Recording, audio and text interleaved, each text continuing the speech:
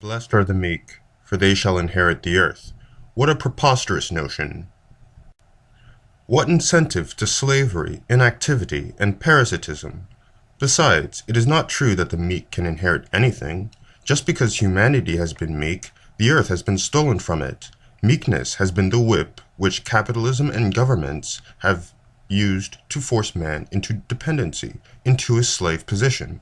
The most faithful servants of the state, of wealth, of special privilege, could not preach a more convenient gospel than did Christ, the Redeemer of the people.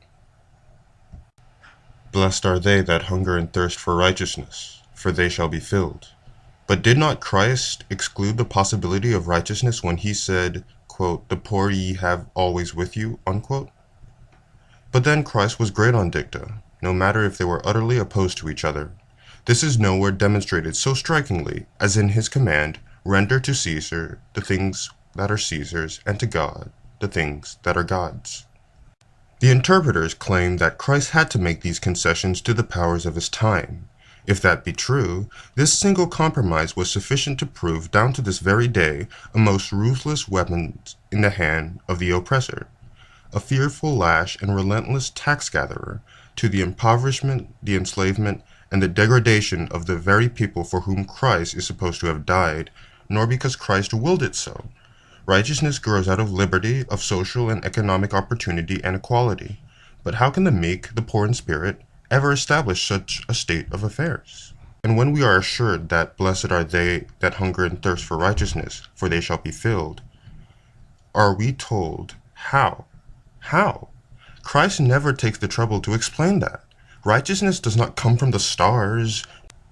Blessed are ye when men shall revile you and persecute you, and say all manner of evil against you falsely for my sake. Rejoice, and be exceedingly glad, for great is your reward in heaven.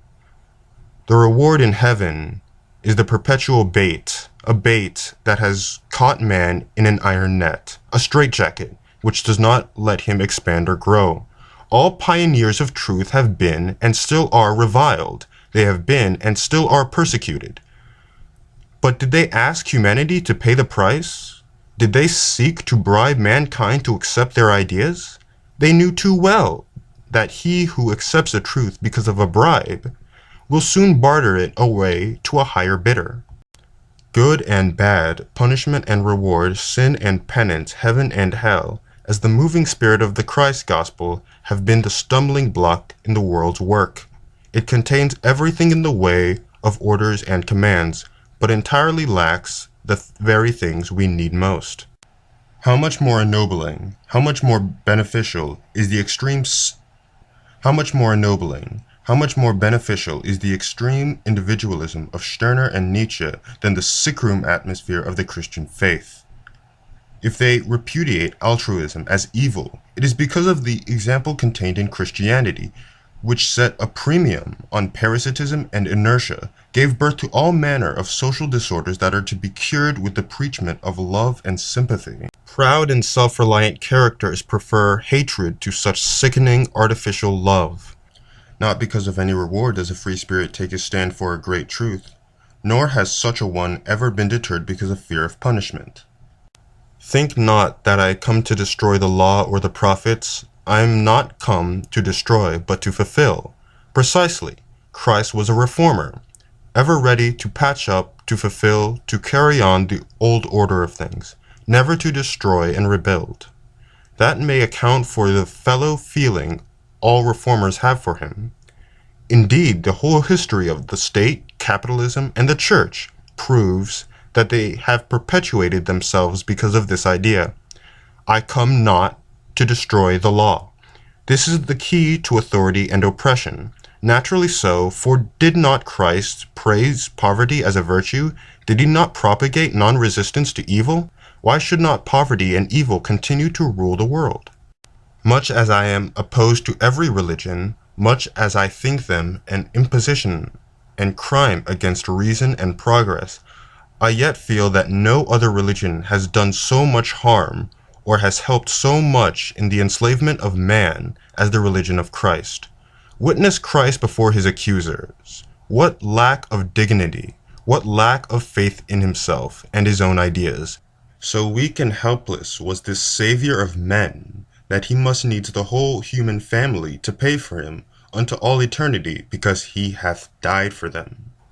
Redemption through the cross is worse than damnation because of the terrible burden it imposes upon humanity, because of the effect it has on the human soul, fettering and paralyzing it with the weight of the burden exacted through the death of Christ.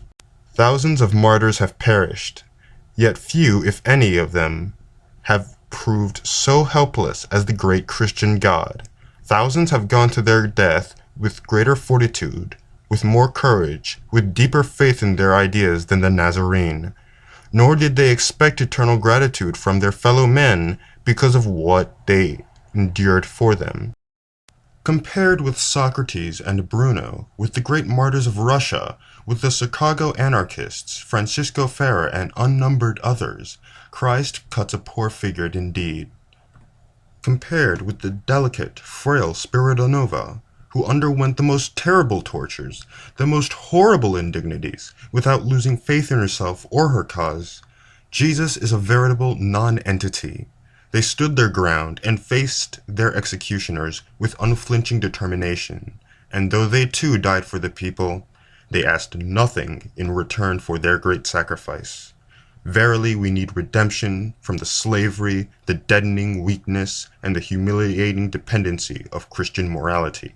The teachings of Christ and of his followers have failed because they lacked the vitality to lift the burdens from the shoulders of the race. They have failed because the very essence of that doctrine is contrary to the spirit of life, exposed to the manifestations of nature, to the strength and beauty of passion.